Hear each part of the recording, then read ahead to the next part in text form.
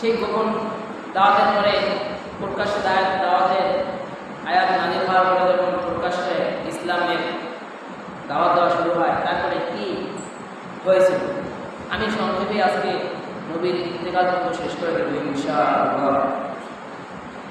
সম্মানিত হাজিরিন, যখন প্রকাশ্যে দাওয়াত দেওয়া শুরু হয় তখন আমার আপনার রাসূল মুহাম্মদুর রাসূলুল্লাহ সাল্লাল্লাহু আলাইহি সাল্লামকে কাফের মুশরিকরা বিভিন্নভাবে নির্যাতন করে, পাগল করে গালি দেয়, অনেক রকমের অপবাদ দেয়, চরম পর্যায়ে থেকে চরম পর্যায়ে নির্যাতন করতে থাকে। বলা হয় হযরত আবু যর গিফারী রাদিয়াল্লাহু আনহু মানে এতটা কাফের মুশরিকরা এতটা ইচ্ছে ছিল যে আবু যর গিফারী যখন ইসলাম মানে আরবে আসবে, আরবে আসার আগে তার ভাইকে বলছে, আমি শুনেছি ওখানে কেউ আসছে এবং ইসলামের দাওয়াত দিতেছে, কালিমার দাওয়াত দিতেছে, তুমি একটু খবর নিয়ে আসো। কিন্তু তার ভাই তার কাছে গিয়ে সঠিকভাবে বলতে পারে না। তো না বলতে পারার কারণে তিনি নিজেই মক্কায় আসছে, মক্কায় আসছে এবং অবস্থান করতেছে। তো পর্যায়ক্রমে হযরত আলী রাদিয়াল্লাহু তাআলা আনহু মানে আলী রাদিয়াল্লাহু তাআলা আনহুর সাথে সাক্ষাৎ হয়েছে। আলী রাদিয়াল্লাহু তাআলা আনহু হযরত আবু যর গিফারী রাদিয়াল্লাহু তাআলা আনহুকে মেহমানদারি করাইতেছে, কিন্তু প্রকাশ করতে পারতেছে না। আর এতটা কঠিন পর্যায়ে চলতেছে, এতটা কঠিন মানে পরিস্থিতি চলতেছে যে আলী রাদিয়াল্লাহু তাআলা আনহু জিজ্ঞাসা করে না যে কেন আসছে, আর ইনিও বলতেছে না যে কেন আসছে। ইনি আসছে নবীর সন্তানে, আলী রাদিয়াল্লাহু তাআলা অলরেডি ইনি সাহাবী। বলা হয় একদিন, দুই দিন, তিন দিন নাস্তা করাইতে মানে মেহমানদারি করাইতে করাইতে আলী রাদিয়াল্লাহু তাআলা বলে, এই এখানে আসছো কার করে আসছো, কার সন্তানে আসছো, কিসের সন্তানে আসছো? তখন আস্তে করে বলতেছে, আমি শুনেছি একজন কালিমার দাওয়াত দেয়, ইলাহার দাওয়াত দেয়, আল্লাহর দাওয়াত দেয়, আমি তাকে একটু দেখতে আসছি। আলী রাদিয়াল্লাহু তাআলা বলে, চুপ, কথা বলবো না। কোথায় আছে তিনি, তুমি যাকে খুঁজতেছো কোথায় আছে আমি জানি, কিন্তু বলতে পারবো না। কিন্তু আমি তোমাকে ইশারা দিয়ে দেখাই দিব, তুমি সেখানে নিজে যাও। হযরত আলী রাদিয়াল্লাহু তাআলা বলে, আমার পিছ পিছ আসবা, কিন্তু আমাকে কিছু জিজ্ঞাসা করবা না, কারণ বাহিরের লোকরা যদি কিছু জিজ্ঞাসা করে আমার কাছে, তাহলে কাফেররা তোমাকেও নির্যাতন করবে, আমাকেও নির্যাতন করবে। শুধু তা না, স্বয়ং মুহাম্মদুর রাসূলুল্লাহ সাল্লাল্লাহু আলাইহি ওয়াসাল্লাম তো নির্যাতন করবে। আলী রাদিয়াল্লাহু তাআলা হাঁটতেছে আর পিছে আবু বকর গিফারি হাঁটতেছে। আলী রাদিয়াল্লাহু তাআলা একটা পাথর নিক্ষেপ করে ইশারা করলে এই গলির ভিতরে আছে আপনার নবী। পাথর নিক্ষেপের ইশারা দেখে আবু যর গিফারি বুঝলো এই ভিতরেই আছে আল্লাহর রাসূল। আবু যর গিফারি যখন গলির ভিতর ঢুকলো, গিয়ে দেখলে একটা ঘরের ভিতর বসা আছে। আবু যর গিফারি রাদিয়াল্লাহু তাআলা এর আগে কোনো সময় নবীকে দেখে নাই। তার মানে প্রথম দেখায় চেনার কথা না যে ইনি নবী, কিন্তু ঘরের ভিতর যখন দেখলো সুন্দর এক চেহারার মানুষ দেখা যায়। আবু যর গিফারি বলে, আমি আপনার সন্তানে আসছি, আপনি হবেন নবী আর কেউ নয়, আপনার চেহারা বলতেছে, আমাকে কালিমা পড়ায় দেন। সালাতু আলা নবী মুহাম্মদুর রাসূলুল্লাহ সাল্লাল্লাহু আলাইহি ওয়াসাল্লাম আবু যর গিফারিকে কিছু সূরা শিক্ষা দিলেন, ইসলামের কিছু আমল আখলাক শিক্ষা দিলেন, কালিমা পড়ায় দিলেন, আর বললেন খবরদার প্রকাশ করবা না, চুপ থাকবা, চুপে চুপে আমল করবা, নিজ বাড়িতে চলে যাবা। কিন্তু আবু যর গিফারি রাদিয়াল্লাহু তাআলা আনহু এত আবেগ ছিল আর এত জজবা ছিল ইসলামের, যে মক্কার মধ্যে গিয়া বলতেছে আশহাদু আল্লা ইলাহা ইল্লাল্লাহ। এখনো কখন? আর আবু যর গিফারি বলতেছে আশহাদু আন্না মুহাম্মাদার রাসূলুল্লাহ। চিল্লায়া চিল্লায়া বলতেছে আশহাদু আল্লা ইলাহা ইল্লাল্লাহ, আশহাদু আন্না মুহাম্মাদার রাসূলুল্লাহ, লা ইলাহা ইল্লাল্লাহ মুহাম্মাদুর রাসূলুল্লাহ। চিল্লায়া চিল্লায়া বলতেছে, নিজের জজবাটা রাখতে পারে নাই, আবেগ কন্ট্রোল করতে পারে নাই। এই কথা বলার সাথে সাথে মক্কার কাফেররা আবু যর গিফারিকে মারা শুরু করলো। এই পরিমাণ নির্যাতন করেছে যে আবু যর গিফারি বারবার বেহুশ হয়ে পড়তেছে। পর্যায়ক্রমে সারাদু আলম ডেকে নিয়ে বললে, বললাম না চুপ থাকবা, কেন এমন করতে গেলা? বলে আমি থামতে পারি না, আমাকে মনে হয় যেন কেউ বলতেছে প্রকাশ করো প্রকাশ করো, আমার ভিতর থেকে প্রকাশ করে বের হয়ে গেছে, আমি চাই নাই। তারপরে সারাদু আলম নসিহত করে বললেন, যাও নিজ গোত্রে চলে যাও, নিজ গোত্রে গিয়ে দাওয়াত দাও। আবু যর গিফারি সারাদু আলমের কথা মতো নিজ এলাকায় চলে গেল, গিয়ে দাওয়াতের কাজ শুরু করলো। আপনি আমি মায়ের কোলে ঈমান পেয়েছি, আপনি আমি জন্ম হওয়ার পরই সাথে সাথে ঈমান পেয়েছি, দৌলতে ঈমানের অনেক দাম। সাহাবায়ে কেরাম নিজের রক্তাক্ত হয়েছে, তারপর অস্বীকার করে নাই। বেলাল রাদিয়াল্লাহু তাআলা জিহ্বার মধ্যে প্যারাক দেওয়া হয়েছে, নাকের মধ্যে রশি দিয়া তারপরে টানা হয়েছে ইসলাম গ্রহণ করার কারণে। আপনি আমি সহজে ঈমান পেয়েছি, আপনার আমার নাকের মধ্যে রশি লাগায় টানে নাই, আপনাকে আমাকে উত্তপ্ত রোদের মধ্যে শোয়া, তারপরে পেটের উপর পাথর দিয়া শোয়া রাখে নাই, আপনাকে আমাকে উলঙ্গ করে রৌদ্রের মধ্যে বেঁধে রাখে নাই, আপনার আমার মুখের মধ্যে প্যারাক মারে নাই। কত নির্যাতন সাহাবায়ে কেরাম সহ্য করেছে, তারপরে ইসলাম আসছে, এমনি এমনি আসে নাই। আজ আমরা ইসলামের কথা বলতে ভয় পাই, আজ মুসলমান তো বিড়ালের জাতি হয়ে গেছে। অথচ উচিত ছিল যে সিংহের মতো বাঁচবে, একদিন বাঁচবে, বিড়ালের মতো হাজার বছর বেঁচে থাকার চেয়ে সিংহের মতো বাঁচা একদিন ভালো। কিন্তু আজ মুসলমান কথাই বলতে সাহস পায় না, মুসলমান কথা বলবে মুসলমান বাধা দেয়, মুসলমান সুন্নতি তরিকায় চলবে মুসলমান আক্রমণ করে। হিন্দুদের দরকার হয় না, খ্রিস্টানের দরকার হয় না, তখন তো আবু জাহেল আর আবু লাহাব বাধা দিছে। কিন্তু এখন মুসলমানকে মারতেছে সুন্নতি লেবাস পাওয়ার কারণে। যেমন এই যে কিছুদিন আগে ডাকসুতে নির্বাচন গেছে, আপনারা জানেন হয়তো এই তথ্যটা, যে একটা মহিলাও নির্বাচনে দাঁড়াইছে, তামান্না নামে একটা মেয়ে।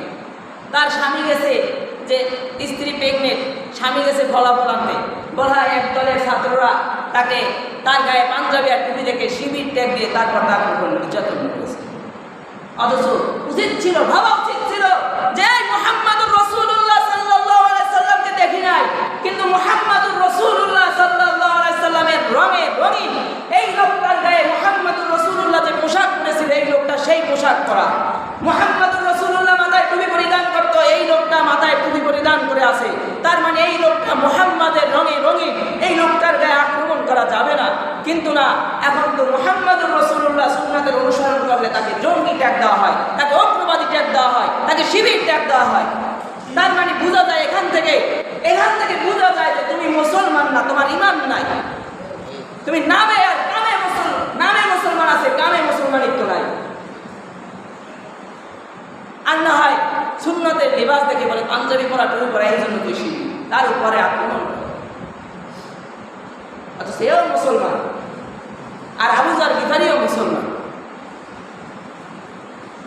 সালমান ফার্সির ঘটনা আছে, আল্লাহর রাসূল আসেও নাই, শুধু নিজ খ্রিস্টান পাদ্রীর কাছে শুনছে যে আল্লাহর রাসূলের আগমন হবে মক্কায়।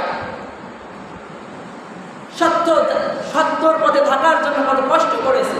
আসলে ঘটনা বললে দেখেন সময় হবে না আল্লাহর রাসূলের ঘটনা বলার। সৈয়দ আলমকে আবু জাহেল বলে, এ মুহাম্মদ, তুমি যদি সত্যই নবী হয়ে থাকো তাহলে তোমার আল্লাহকে বলো মক্কার পাহাড় সরায় দিতে, মক্কার পাহাড় সরায় এখানে শাক সবজি যেন হয় সেই ফসল তৈরি করে দিতে বলো। পাহাড়গুলো সরায় দিয়ে মক্কাকে প্রশস্ত করে দিতে, যাতে এখানে ফসল হয়, নদ নদী থাকে, সমুদ্র থাকে, এগুলো বলো। আপনার আমার নবী বলে, আমি এই জন্য আসিনি, খাওয়ার জন্য আসিনি, যে আমি দোয়া করবো আল্লাহ এখানে ফসল দেয়। আমি আসছি লা ইলাহা ইল্লাল্লাহ দাওয়াত দিতে, আমাকে এই জন্য নবী প্রেরণ করা হয়েছে, আমাকে ফসলের জন্য নবী প্রেরণ করা হয় নাই। আমি এই দোয়া করবো না। বলে আবু জাহেল বলে, তাহলে তুমি খানা খাও কেন? আবু জাহেল কি বলে, তুমি খানা খাও কেন? তুমি তো নবী, তাহলে তোমাকে আল্লাহ জান্নাতের খাবার দিতে পারে না? বলো, আল্লাহকে বলো তোমাকে যেন জান্নাতের খাবার দেয়, তুমি আমাদের মতো খানা খাও কেন? আর এই যুগে এসেও একদল মুসলমান বলে, এই প্রশ্নগুলো একদল মুসলমানই করে, তারাও নবীর উম্মত দাবি করে। অথচ সৈয়দ আলম যখন এইভাবে বিভিন্নভাবে নির্যাতন সহ্য করে, বিভিন্ন গালিগালাজ শুনতে শুনতে তারপর দাওয়াত দিতে থাকে সাহাবায়ে কেরামকে নিয়ে। এক পর্যায়ে দেখে যে মক্কায় ইসলামের লোক বাড়তেছে। বলা হয় সৈয়দ আলমের যখন নবুয়তের 10 বছর হয় তখন আবু তালিব ইন্তেকাল করে, হযরত খাদিজা রাদিয়াল্লাহু তাআলা ইন্তেকাল করে। যারা মুহাম্মদকে গালি দেওয়ার পরে যারা সান্ত্বনা দিত, আবু তালিব কিন্তু মুসলমান ছিল না, কিন্তু নিজের জীবনের চেয়েও কিন্তু নবীকে বেশি ভালোবাসে। এখান থেকে বুঝতে হবে নবীর আশেক দাবি করলেই হবে না, প্রকৃত আশেক হতে হবে, তাহলে ঈমান আসবে। কারণ আবু তালেব নবীর আশেক ছিল, আবু তালেবের সামনে নবী মুহাম্মদকে একটা টোটকা দেওয়ার কেউ সাহস পায় নাই, অথচ ঈমান ছিল না। কানে কানে দিয়ে বলে, তাছা বলেন, একবার বলেন, আমার কানে কানে বলেন, আমি কাউকে বলবো না, বলেন লা ইলাহা ইল্লাল্লাহ মুহাম্মাদুর রাসূলুল্লাহ। ইবলিস আইয়া কইতেছে, এই আবু তালেব, কালিমা পড়লে তোমার বাপ দাদার ধর্ম শেষ হয়ে যাবে। তাই ভাতিজা, জানি তুমি সত্য নবী, কিন্তু আমার পক্ষে সম্ভব না। কিভাবে জানে? বলা হয় যখন অবরোধ ঘোষণা করা হয়েছিল, যা মুহাম্মাদের কাছে কিছু বিক্রি হবে না, মুহাম্মাদের কাছে সাথে কোনো লেনদেন হবে না, আসলে আমি সংক্ষেপে বলতেছি, লেনদেন হবে না। তখন অনেক দিন আপনার আমার নবী গোপনে ছিল। একদিন আয়াত নাযিল হইল যে মুহাম্মদ, আপনি আবু তালেবকে বলেন যে মক্কায় যে কাগজ টানানো হয়েছে যে মুহাম্মাদের সাথে, মুহাম্মদকে বয়কট করা হয়েছে, মুহাম্মদকে কি করা হয়েছে? বয়কট করা হয়েছে, যে মুহাম্মাদের সাথে কোনো লেনদেন হবে না, ব্যবসা বাণিজ্য হবে না। আপনি বলেন কাগজ উলি পোকায় খেয়ে ফেলছে। আবু তালিব বলে, এ কাফিররা, মুহাম্মদ বলেছে মক্কায় টানানো কাগজগুলা নাকি উলি পোকায় খেয়ে ফেলেছে। আর এখান থেকে বললাম, যদি যাইয়া দেখো মক্কায় এখনো কাগজগুলো টানানো আছে, তাহলে আমার সামনে আমার ভাতিজা মুহাম্মদ হত্যা করবা, আমি কিছু বলবো না। আর যদি দেখো কাগজগুলো উলি পোকায় খেয়ে ফেলেছে, তাহলে তোমাদের বয়কটের দাবি উঠায় ফেলতে হবে। কাফেরেরা গিয়ে দেখে কাগজের সব লেখাগুলো উলি পোকায় খেয়ে ফেলেছে, কিন্তু মুহাম্মদ নাম লেখাটা উলি পোকায় ছয় নাই। সুবহানাল্লাহ। তারপরে তাদের চুক্তি বন্ধ হয়ে যায়, বিভিন্নভাবে নির্যাতন করে সারা আলমের উপর।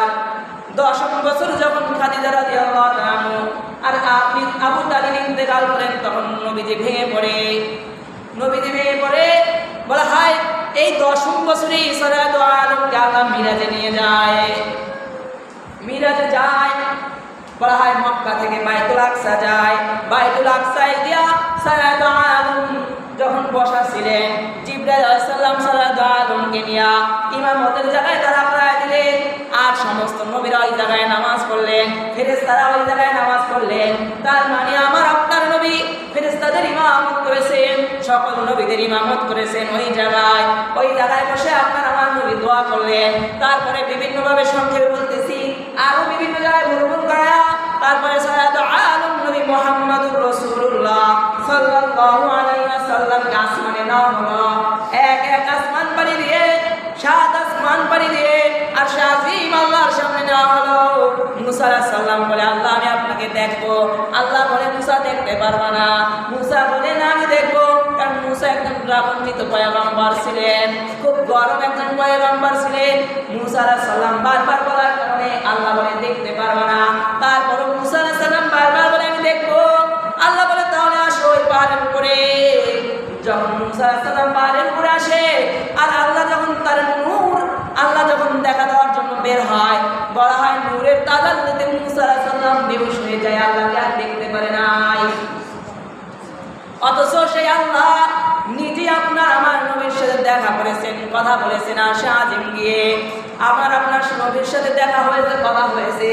এই যুগে মুসলমানরা প্রশ্ন করে, আর ওই যুগে আবু জাহেল প্রশ্ন করেছিল, যেটা কি সম্ভব মুহাম্মদ আসলেই পাগল, যে এক রাতের মধ্যে মক্কা থেকে বাইতুল আকসা, আবার বাইতুল আকসা থেকে আসমান, আবার 7 আসমান ভ্রমণ করে, আবার জান্নাত জাহান্নাম ভ্রমণ করে, তারপরে আল্লাহর সাথে কথা বলে আসছে, এটাও কি সম্ভব নাকি? ওই যুগে আবু জাহেল প্রশ্ন করছে, কারণ সিদ্দিক উপাধি দেওয়া হয়েছে আবু বকর রাদিয়াল্লাহু তাআলা আনহুকে। আল্লাহর রাসূল যখন মিরাজ থেকে এসে বলে, আমি মিরাজ করে এসেছি, এতদূর ভ্রমণ করেছি, আর এই কথা আবু জাহেল শুনে বলে, এতদিন জানতাম পাগল, এখন আসলেই পাগল হয়ে গেছে।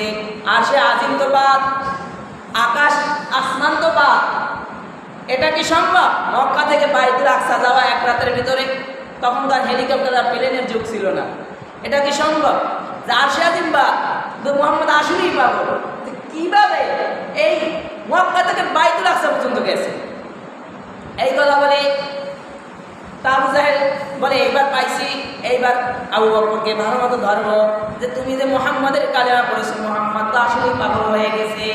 আবু বকর রাদিয়াল্লাহু তাআলা এখন পর্যন্ত ঘটনা শুনে নাই যে নবী মিরাজে গমন করেছিলেন, কিন্তু আবু জাহেলের দলবল গিয়ে বলে, আবু বকর তোমার নবী মুহাম্মদ তো আসলেই পাগল হয়ে গেছে, শোনো না তোমার নবী কি বলে? বলে কি বলে? বলে মক্কা থেকে বাইতুল আকসা গেছে, আবার নাকি বাইতুল আকসা থেকে আবার নাকি মরিয়ম আলাইহিস সালামের কবর জিয়ারত করছে, আসিয়া আলাইহিস সালামের কবর জিয়ারত করছে, আবার নাকি আর 7 আসমান ঘুরে আসছে, জান্নাত জাহান্নাম ঘুরে আসছে। বলে এটা কি আমার নবী মুহাম্মদ বলছে? আবু বকর বলে, আমার নবী এটা বলছে? আবু জাহেল বলে, হ্যাঁ সেই তো বলছে, আমি পাইলাম কিভাবে? বলে, যদি মুহাম্মদুর রাসূলুল্লাহ সাল্লাল্লাহু আলাইহি ওয়াসাল্লাম বলে থাকে তো আমি এটা বিশ্বাস করি, আর যদি আমার নবী না বলে তোমরা বানাও, তাহলে আমি বিশ্বাস করি না। কিন্তু আমার নবী যদি তার জবান থেকে বলে থাকে, তাহলে 100% এটা সত্য কথা, এটা হতে পারে, এতে কোনো ভুল নাই। সুবহানাল্লাহ। নিজের সাথে ছিল না, শুধু শুনছে। আবু বকর সাথে সাথে সাক্ষী দিছে, হ্যাঁ যদি মুহাম্মদ বলে তাহলে সত্য কথা, এখানে আর কোনো ভেজাল নাই। এইভাবে বিশ্বাস করেছে। নবীকে তো এভাবেই মানতে হবে, আমরাও নবীকে মানি। নবী জান্নাত জাহান্নাম ঘুরে আসছে, জান্নাতের নাজ নেয়ামত দেখে আসছে, জাহান্নামের ভয়াবহ আযাবগুলো নবী দেখে আসছে। আয়েশা সাহাবাদের কাছে বর্ণনা করলেও এই আযাব দেখে আসছে, এই জান্নাতে এই নেয়ামত দেখে আসছি। মিরাজের ঘটনা অনেক লম্বা ঘটনা, বলা হয় নবী শুধু মেরাজে গেছে তা না, নবী থেকে যে উজু করাই না হয়েছে, কোনো কোনো বর্ণনা বলে সারাদিন থেকে এসে দেখে উজুর পানিগুলো এখনো গড়ায় গড়ায় যাইতেছে। আল্লাহ চাইলে সব সম্ভব। মেরাজে আমাদের জন্য নবী মুহাম্মদুর রাসূলুল্লাহ সাল্লাল্লাহু আলাইহি সাল্লাম 5 ওয়াক্ত নামাজ নিয়ে আসছে। আমরা সকলেই জানি 50 ওয়াক্ত নামাজ দিয়েছিল। এরপরে কমাইতে কমাইতে 5 ওয়াক্ত আছে। মুসা আলাইহিস সালাম বলছে তোমার উম্মত এটাও পড়বে না। আমার আপনার নবী লজ্জায় যায় নাই যে এ মুসা, আমি যতবার গেছি আল্লাহ 5 ওয়াক্ত করে কমাই দিছি, এবার যদি দেয় তাহলে এই 5 ওয়াক্ত কমাই দিই, তাহলে আমি কি নিয়ে যাবো উম্মতের কাছে? আসলে তো সেটাই, আমরা 5 ওয়াক্ত পড়তে পারি না। অথচ উম্মত 5 ওয়াক্ত নামাজ পড়বে তো 50 ওয়াক্ত নামাজের সব পাবে। সুবহানাল্লাহ। নবীকে তারা বিভিন্নভাবে গালিগালাজ করে, মিরাজের কথা বললেও নবীকে বিশ্বাস করে না।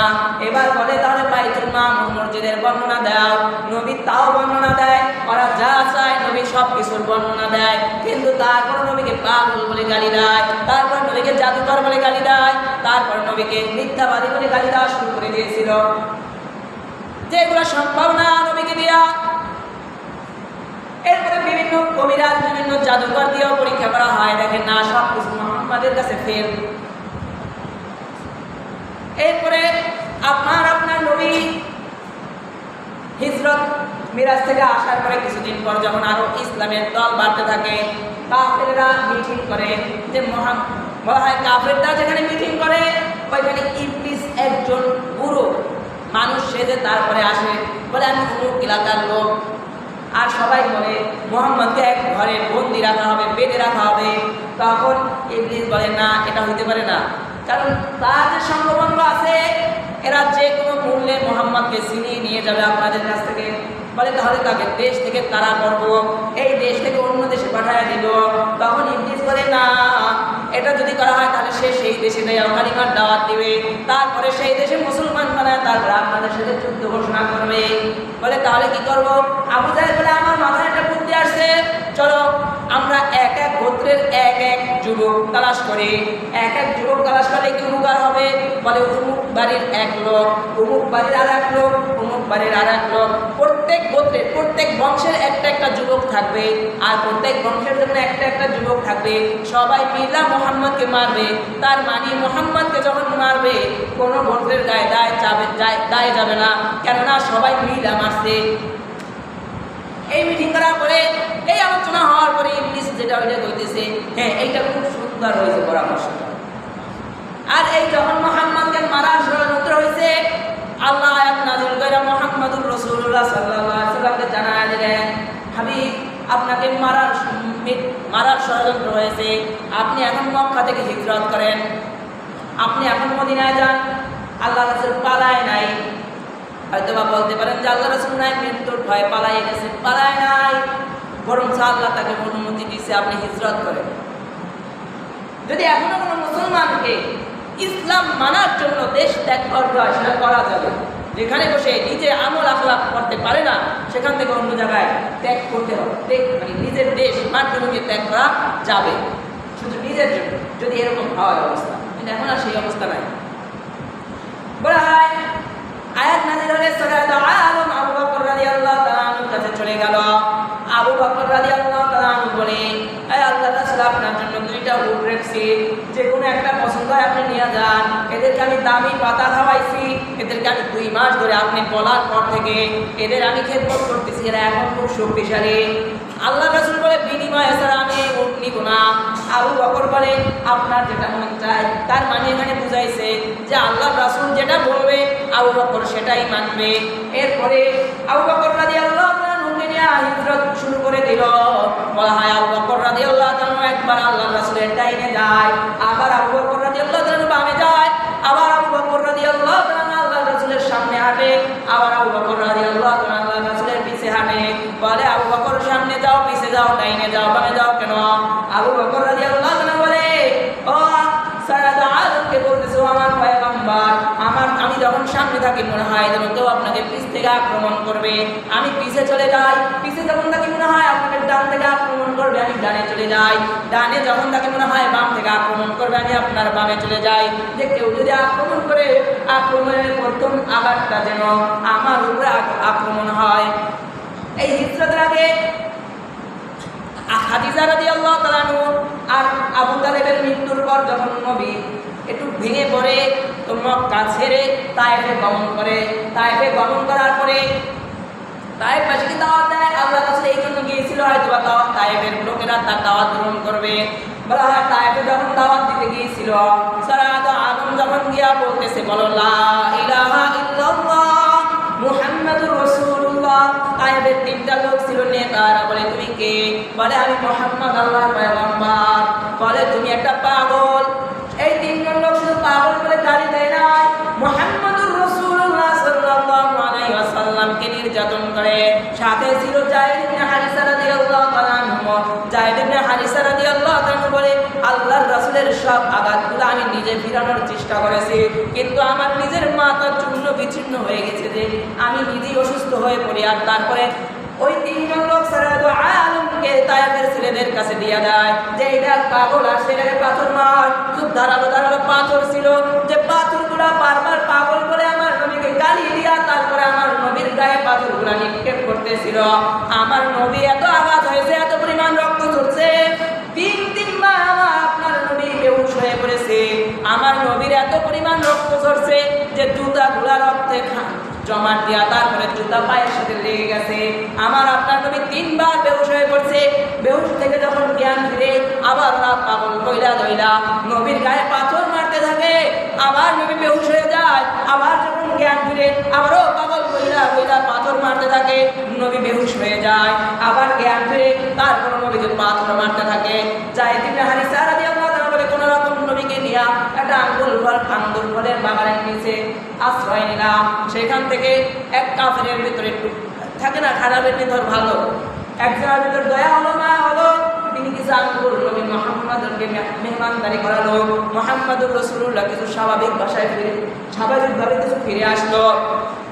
জিবরাইল আলাইহিস সালাম এসে বলে এ আল্লাহর নবী আপনি একবার বলুন, আপনি যদি বলুন যে এইগুলাকে ধ্বংস করে দেওয়া হবে তাহলে আমি দুই পাহাড়কে অনুমতি দেব, আর পাহাড় দুইটা এই তায়েফবাসীকে চাপা দিয়া মিলায়া দেবে।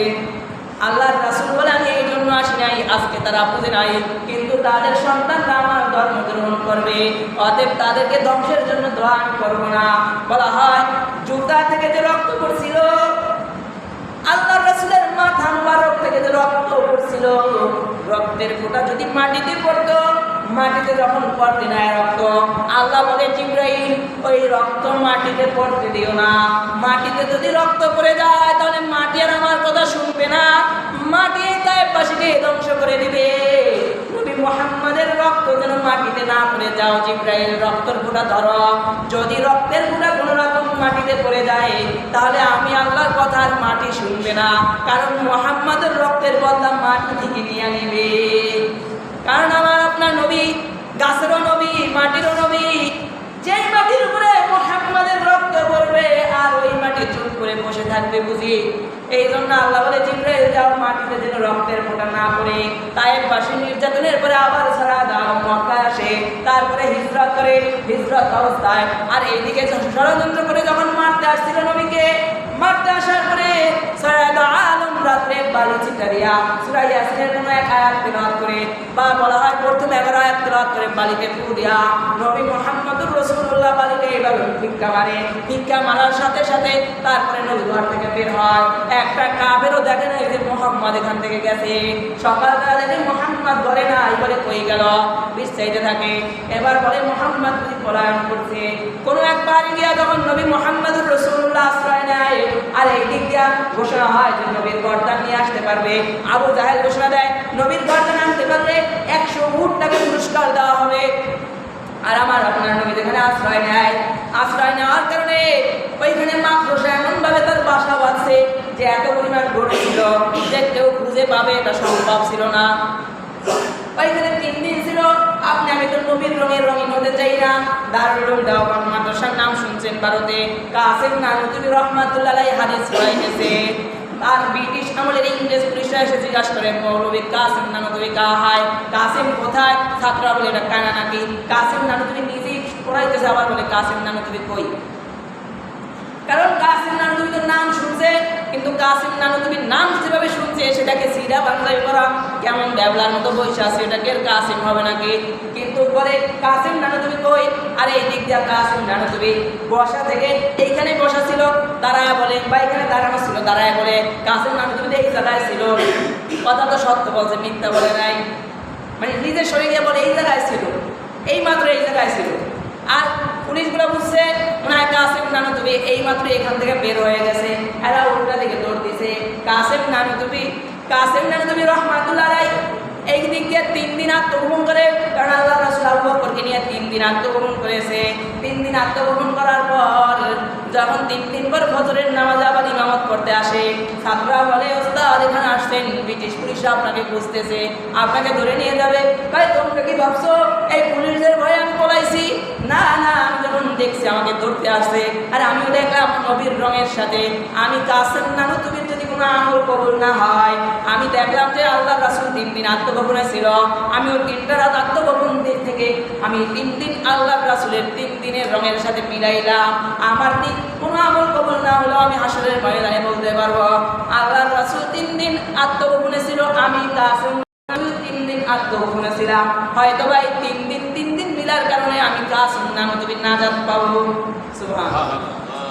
তারা বিপদের মুখে এভাবে নিজেরা আমল করার চেষ্টা করছে, নিজেরা এভাবে রং মিলানোর চেষ্টা করেছে। বলা হয় সারাদ আলম নবী হিজরত করে মদিনায় গেলেন, মদিনায় গিয়ে দাওয়াতের কার্যক্রম শুরু করলেন। এক পর্যায়ে ঘটনাক্রমে মক্কা বিজয় হয়ে গেল, সারাদ আলম রাজত্ব শুরু করে দিল। একদম সংক্ষেপে বলতেছি, সারাদ আলম মদিনায় ছিলেন 10 বছর, আর মক্কায় ওহীর পরে মানে নবুয়ত পাওয়ার পর থেকে 13 বছর মক্কায় ছিলেন, আর 10 বছর নবী মদিনায় ছিলেন। হঠাৎ একদিন নবী অসুস্থ হয়ে পড়ে। নবী অসুস্থ হয়ে যাওয়ার পর নবী যখন অসুস্থ হয়ে পড়ে সাহাবীরা ভেঙে পড়ে যায়। আর এই দিন যখন নবী শেষবার হজ করে, বিদায় হজের যখন ভাষণ দেয়, যখন আয়াত নাযিল হয় আল ইয়াউমা আকমালতু লাকুম দীনাকুম ওয়া আতমামতু আলাইকুম নি'মাতি ওয়া রাদিতু লাকুমুল ইসলাম দীনা, বিদায় হজে যখন নবী দাঁড়ায় বলে, ও আমার সাহাবীরা তোমরা বলো না আল্লাহ যা কিছু নাজিল করেছে, আল্লাহ যা কিছু ওই রূপে আমার কাছে পাঠাইছে, আমি কি তোমাদেরকে আমল শিক্ষা দেই নাই? আমি কি তোমাদেরকে জানাই নাই? সাহাবায়ে কেরাম সাক্ষী দেয়, শুধু জানান নাই আর শুধু শিক্ষা দেন নাই এতটুকু নয়, বরং নিজে আমল করে কইরা তারপর আমাদেরকে শিক্ষা দিয়েছেন। 3 বার জিজ্ঞাসা করছে, সাহাবীরা 3 বার সাক্ষী দিয়েছে। আল্লাহর রাসূল আঙ্গুল গায়ে বলে, আল্লাহ দেখেন সাহাবারা বলছে আমি তাদেরকে শিক্ষা দিছি, আমি কিন্তু কোনো কিছু গোপন করি নাই। এখান থেকে বোঝা যায় গোপন করতে নিষেধ করা হয়েছে। মসজিদের ইমাম সাহেব, খতিব সাহেব মাহফিলের বক্তাবান যেটা জানবে, যেটা কোরআন হাদিসের সঠিক বিষয়ে জানবে, সেটা গোপন করা যাবে না। কারণ এটাও বলতে হবে কোনো কিছু যদি কোনো কারণে কোনো ভয়ে যদি গোপন রাখা হয়, সেটার জন্য আলেমকে হাসরের ময়দানে জবাবদিহিতা করতে হবে। আল্লাহ রাসূল বিদায় হজে যখন বিদায়ে ভাষণ দিলেন যে কোরআনের আয়াত নাজিল হয়ে গেছে, দিন পরিপূর্ণ হয়ে গেছে, এই আয়াত নাজিল হয়েছে, সাহাবায়ে কেরাম কান্না করতে লাগলো। কারণ সাহাবায়ে কেরাম বুঝে গেল দিন যেহেতু পরিপূর্ণ হয়ে গেছে, আল্লাহ রাসূলকে মনে হয় আর আমরা বেশি দিন পাবো না, আল্লাহ রাসূল মনে হয় অল্প কয়েকদিনের ভিতরে চলে যাবে। কিছুদিন পরে যখন মাস 3 পরে যখন আল্লাহ রাসূল সাল্লাল্লাহু আলাইহি ওয়াসাল্লাম অসুস্থ হয়ে পড়লেন, সাহাবায়ে কেরাম আরো ভেঙে পড়লেন। বলা হয় এত অসুস্থ আল্লাহ রাসূল নামাজে দাঁড়াইতেও কষ্ট হয়ে যাইত, তারপরও সারাদ আলম কোনো রকম কষ্ট করে নামাজের ইমামত করতেন। মৃত্যুর 4 দিন আগে বৃহস্পতিবার মাগরিবের নামাজ শেষ ইমামত করেন। এশার নামাজে সাহাবায়ে কেরাম এসে উপস্থিত, কিন্তু সারাদ আলম নবী মুহাম্মদুর রাসূলুল্লাহ বের হয় না। বলে কিছুক্ষণ পরে আল্লাহ রাসূল বলে, সাহাবীরা তোমরা কি নামাজ আদায় করেছো? বলে না, আমরা নামাজ আদায় করি নাই, আমরা তো আপনার অপেক্ষায় আছি। মুসল্লিরা ইমামের অপেক্ষায় ছিল, আর এখন তো ইমামের 1 সেকেন্ড দেরি হইলে বলে ইমাম গেল কই, এখনো আসে না কেন? জোরে না বলতে পারলে মনে মনে বলে কেমনটা লাগে, টাইম ওভার হয়ে গেছে, হুজুর কই আয় না কা। যদি জোরে বলতে না পারে হয় কিনা এরকম আসলে না। যদি আমল মিলাইতে চান সাহাবীদের সাথে, ইমাম ইমাম আসে নাই। সাহাবীদের কথা চিন্তা করবেন, সাহাবীরা ঘন্টাকে ঘন্টা বসে রয়েছে, ঘন্টাকে ঘন্টা বসে রয়েছে, নবী আসবে, ইমামত করবে, নামাজ পড়বে। এটা হলো নবীর রঙের সাথে রং মিলানো। সাহাবীদেরকে জিজ্ঞাসা করে, সাহাবীরা তোমরা কি এশার নামাজ পড়ছো? বলে না, আমরা এশার নামাজ পড়ি নাই। বলে নামাজ, আল্লাহর রাসূল নামাজ পড়ানোর জন্য বারবার উঠতে চেষ্টা করে, কিন্তু আল্লাহর রাসূল উঠতে পারে না, এতটা অসুস্থ। তারপরে আল্লাহর রাসূল বলে, যাও সিদ্দিক আকবর আবু বকর রাদিয়াল্লাহু তাআলাকে বলো নামাজ পড়াইতে। হযরত আয়েশা সিদ্দিকার বাবাকে বলতেছে নামাজ পড়াইতে। আয়েশা সিদ্দিকা রাদিয়াল্লাহু তাআলা বলে, আল্লাহর রাসূল, আপনার আবু বকর এত নরম মানুষ, আপনার আবু বকর কি পারবে আপনার জায়গায় দাঁড়ায় ইমামতি করতে? কিন্তু আয়েশা রাদিয়াল্লাহু তাআলার মনে ছিল যে যেই জায়গায় দাঁড়াইয়া, মানে মুখে বলছে যে আবু বকর এত নরম মানুষ, তিনি কি কিরাত করতে পারবে? কিন্তু কাঁদতে কাঁদতে নামাজ পড়াইতে পারবে না, এটা মুখে বলছে। কিন্তু তার মনের ভিতর ছিল যে যেখানে দাঁড়াইয়া সারায়াত আলম নবী মুহাম্মদুর রাসূলুল্লাহ সাল্লাল্লাহু আলাইহি সাল্লাম নামাজ পড়াইছে, সেখানে কেন দাঁড়াইয়া আবু বকর নামাজ পড়াবে? এটা ছিল মনের ভিতর। আর সারায়াত আলম বলে, আয়েশা দুই রকম চিন্তা কেন করো? অন্তরে এক আর মুখে আর এক বলো কেন? ইউসুফ আলাইহিস সালামের সাথীদের মতো কথা বলো কেন? যে ইউসুফ আলাইহিস সালামের সাথীরা নিয়ে গেছিল যে ইউসুফ ভাই আমাদের সাথে খেলাধুলা করবে, অন্তরে ছিল যে তাকে নিয়ে কুয়ায় ফেলে দিব। ইউসুফ আলাইহিস সালামের সাথীদের মতো কথা বলো কেন? তোমার অন্তরে এক আর মুখে বলো আর এক। তিনবার বাধা দেওয়ার চেষ্টা করেছে আয়েশা সিদ্দিকা, যেখানে দাঁড়াইয়া সারায়াত আলম নামাজ পড়াইছে ওইখানে দাঁড়াইয়া আবু বকর নামাজ পড়াইবে, এটা আয়েশা মানে না। তিনবার বাধা দেওয়ার পরেও যখন আল্লাহ রাসূল বলেন যাও আবু বকরকে বলো নামাজ পড়াইতে, আবু বকর রাদিয়াল্লাহু তাআলা ওইখানে তারপর নামাজের ইমামতিতে দাঁড়ায়। সারায়াত আলম অসুস্থ হয়ে পড়ে, পর্যায়ক্রমে বলা হয় সোমবার আবু বকর রাদিয়াল্লাহু তাআলা আল্লাহ রাসূলকে বলে, একটু স্বাভাবিকভাবে দেখছে যে সুস্থ হয়ে গেছে, স্বাভাবিকভাবে দেখছে সুস্থ হয়ে গেছে। তো সারায়াত আলম আবু বকর বলে, আল্লাহর রাসূল আমি একটু বাড়িতে যাই। আল্লাহর রাসূল বলে, ঠিক আছে চলে যাও। আবু বকর বাড়িতে যাওয়ার পথে এই দিক দিয়ে সারায়াত আলম নবীর ওয়াফাত হয়ে গেছে। মক্কাবাসী শোকের ছায়া, মদিনাবাসীর উপর শোকের ছায়া নেমে গেছে, মদিনাবাসীর কান্নার রোল পড়ে গেছে। সারায়াত আলম আর দুনিয়াতে নাই। আম্মাজান আয়েশা কান্না করতেছে, ওমর রাদিয়াল্লাহু তাআলা কান্না করতেছে, আলী রাদিয়াল্লাহু তাআলা কাঁদতে কাঁদতে বেহুশ হয়ে পড়তেছে, বিভিন্ন সাহাবায়ে কেরাম কাঁদতে কাঁদতে বেহুশ হয়ে যাইতেছে, কান্না করতেছে সকল মদিনাবাসী। এমতো অবস্থায় ওমর রাদিয়াল্লাহু তাআলা তলোয়ার হাতে দাঁড়ায় গেছে। কারণ এই ওমর এমন এক ওমর, বলা হয় লাউ কানা বাদিন নবী আল্লাহ কানা ওমর, যদি সারায়াত আলমের পরে কাউকে নবুয়তি দেওয়া হইতো তাহলে নবুয়তি দেওয়া হইতো হযরত ওমরকে। এই ওমর এমন এক ওমর যে ওমর রাস্তা দিয়ে হাঁটলে শয়তান ভয় পাইতো যে এখান থেকে ওমর হাঁটছে, যে ওমরের কথায় কোরআনের 21 টাকায় কোরআনের আয়াত নাযিল হয়েছে। এই ওমর তলোয়ার হাতে দাঁড়াইলে ওমরের সামনে কেউ দাঁড়ানোর ছিল না। যখন ওমর ইহুদি ছিল, যখন ওমর মুহাম্মাদের কল্লা নিতে পর্যন্ত আসছিল, ওমর এত সাহসী ছিল, ওমর কাউকে পরোয়া করতো না। ইসলাম গ্রহণ করার পরে বলে, ও মুহাম্মদ, ও আল্লাহর রাসূল, আজকে থেকে আপনি প্রকাশ্যে দাওয়াত দিবেন, আপনার সামনে কে আসে আমি ওমর দেখো, যে আপনার সামনে বাধা দিতে আসবে তার গর্দান আমার তলোয়ারের নিচে চলে যাবে। ওমর এতটা সাহসী ছিল।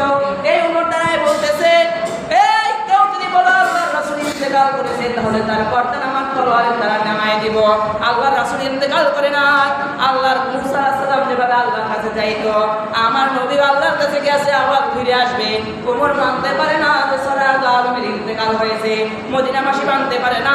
বলা হয় সারায়াত আলম যেই ঘোড়ার উপর আরোহণ করতো, যেই উটের উপর আরোহণ করতো, উটটাও কাঁদতেছে, ঘোড়াটাও কাঁদতেছে, পশু পাখি কাঁদতেছে। কেন কাঁদতেছে? যে সারায়াত আলম দুনিয়াতে নাই। এমন কান্নার রোল পড়ে গেছে।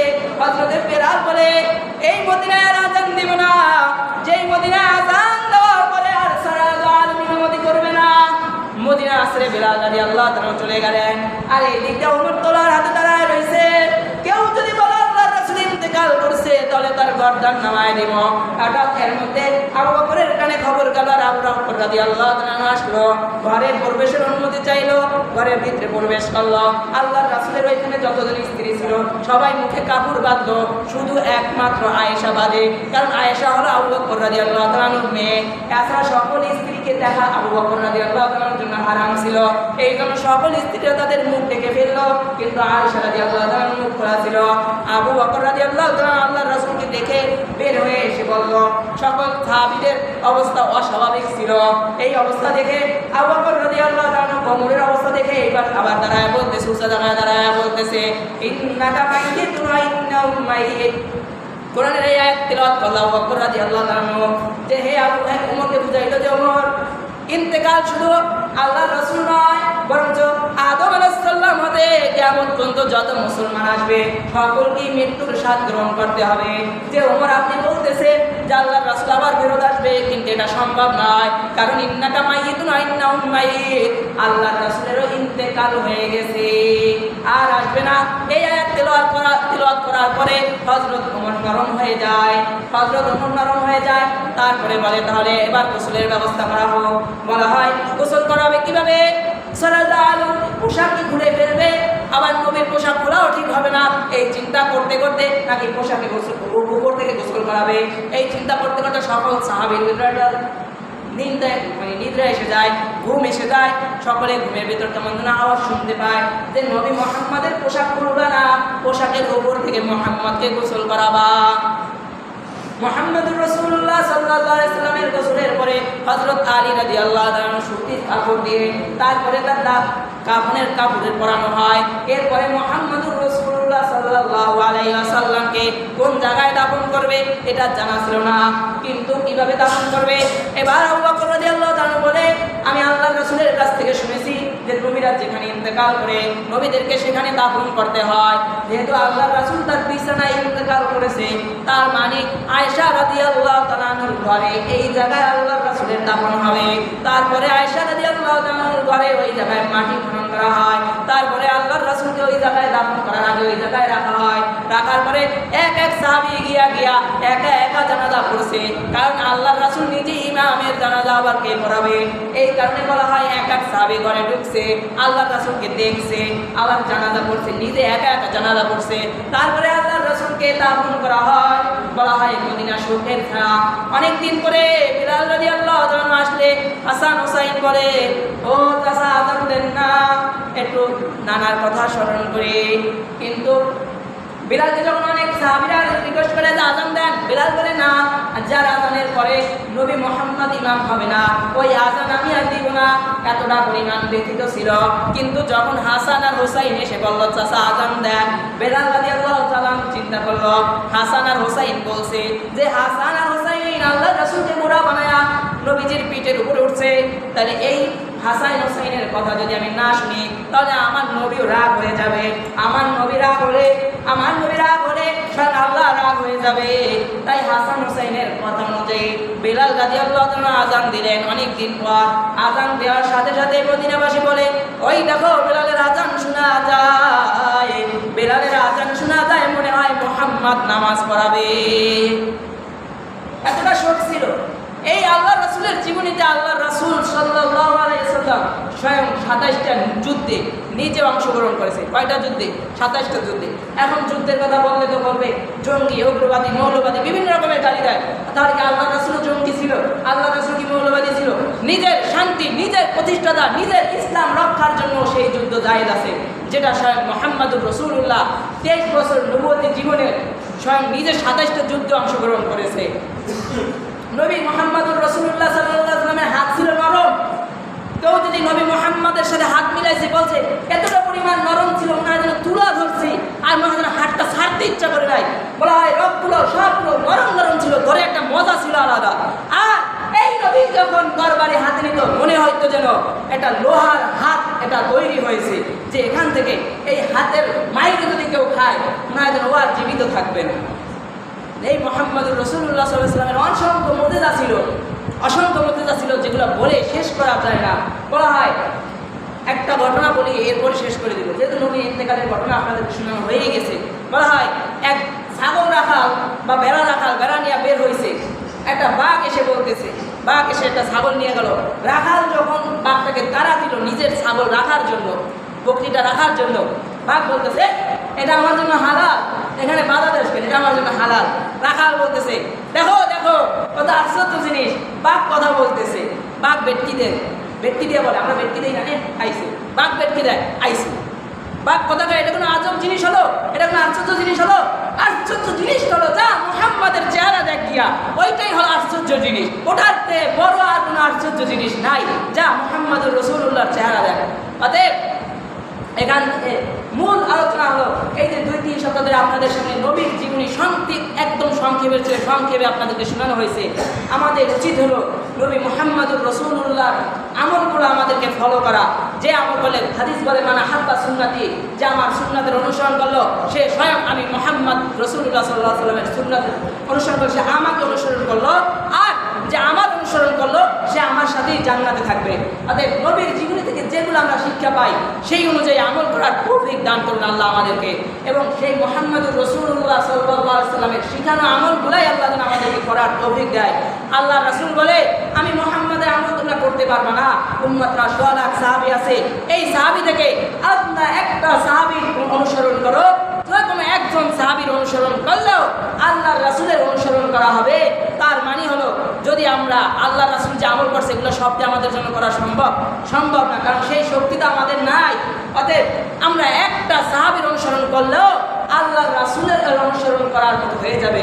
এই জন্য আল্লাহর রাসূলের শিখানো আমলই গুরুত্ব দিই, অন্যথায় আল্লাহর রাসূলের ইন্তেকালের পরে বানানো আমলের গুরুত্ব না দিই, এবং আল্লাহর রাসূলের মহব্বত শুধু রবিউল আউয়াল মাসে আল্লাহর রাসূলের উম্মত হিসাবে আল্লাহর রাসূলের মহব্বত থাকবে সারা বছর। শুধু রবিউল আউয়াল মাস এক মাসে আল্লাহর রাসূলের মহব্বত প্রকাশ করলে সেটা মহব্বত নয়, বরং সেটা হবে আপনার অন্য ধান্দা। বরং আল্লাহর রাসূলের মহব্বত থাকবে সারা মাস সারা বছর, সব সময় আল্লাহর রাসূলের মহব্বত দিলে রাখতে হবে উম্মতের। আল্লাহ তাআলা আমাদেরকে আমল করার তৌফিক দান করুন, আমিন। আখির দাওয়ানা আলহামদুলিল্লাহি রাব্বিল আলামিন।